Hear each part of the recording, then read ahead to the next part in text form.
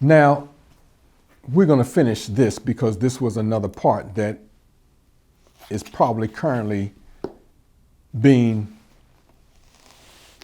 currently in the process. Let's continue to read about the Compromise of 1877. It states,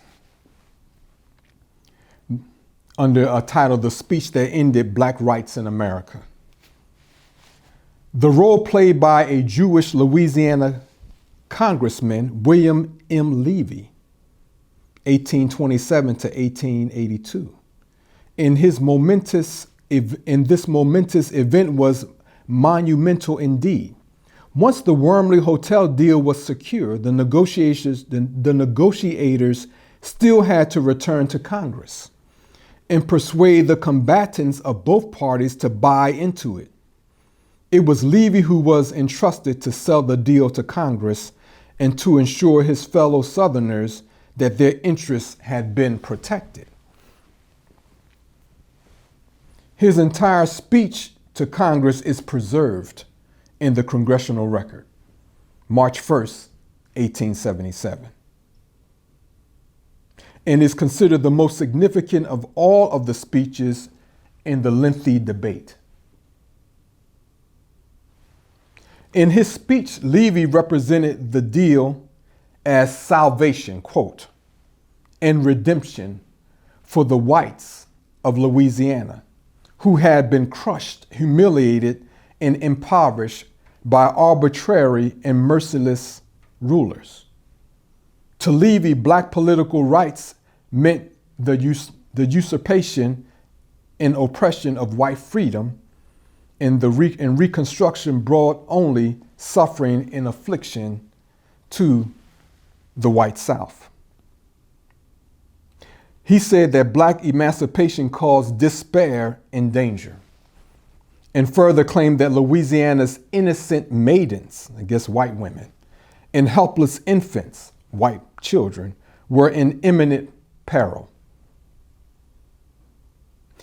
Quote, I hold it my duty, sacred duty, he said, to save Louisiana's whites from the ruin and degradation which threatened them, and to relieve my beloved state from the bondage which oppresses and enslaves her.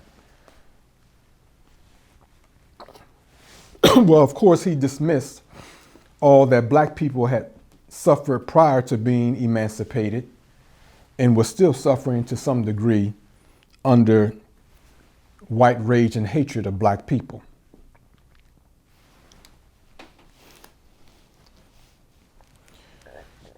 Well, the undercurrent of immense dissatisfaction among Caucasian patriots is immeasurable today, particularly based on the 2020 election and everything that has taken place this year in particular with the massive protests. And if you can't measure something, you can't control it. So here's where the warning comes in. Not necessarily for black people, because Allah will wash away entire Caucasian towns if you seek to go down this path. That's your warning. From the Honorable Elijah Muhammad, from the Honorable Louis Farrakhan, and from me. But I'm here as a messenger to you to help you save yourself and to help you fight the real enemy, which is the Synagogue of Satan. But again, this is a warning to the leadership, the political leadership. You can't measure the undercurrent among Caucasian patriots. You can't measure it. Their dissatisfaction.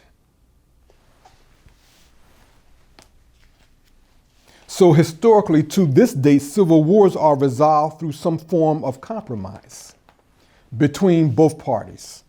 In the Compromise of 1877, black people were considered byproducts of the agreement among Caucasian leaders who owned the United States. Now, do we think as black people that we will be less than a byproduct in this current crisis among the true citizens of the United States? That's a question that we'll have to answer. And God is going to help us answer that question. Now, the question, what might be the potential compromise that President Trump, Joseph Biden, and Congress will have to consider in order to bring the United States out from under the brink of total civil implosion? What do you mean by this, Karriem? Well, look at what's happening now. You don't think that the mass news media can drag this along until people get at their tipping points? Well, that's what they're trying to do. And then at that point, maybe the parties will be willing to negotiate the compromise coming from somebody from the Synagogue of Satan, who's in Congress right now.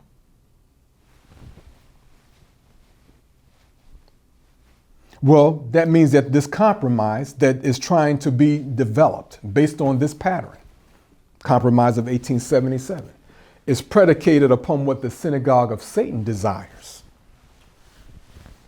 Now, let's be clear about what the Synagogue of Satan desires, because it's in the prophecies. And they give us, and we get the headlines before they occur. Well, the Synagogue of Satan wants, number one, the death of the Messiah, the Honorable Louis Farrakhan. Number two, the destruction of God's chosen people, the black people of the Western Hemisphere, who now have embedded in them the ideas of God and his Messiah. Number three, the Synagogue of Satan wants a reduction of the human population by billions of people through its international vaccination programs and by orchestrating massive violence within and among nations and between nations. That's what the Synagogue of Satan wants. That's what it always have wanted. And we have been victims to varying degrees of its success in getting what it wants.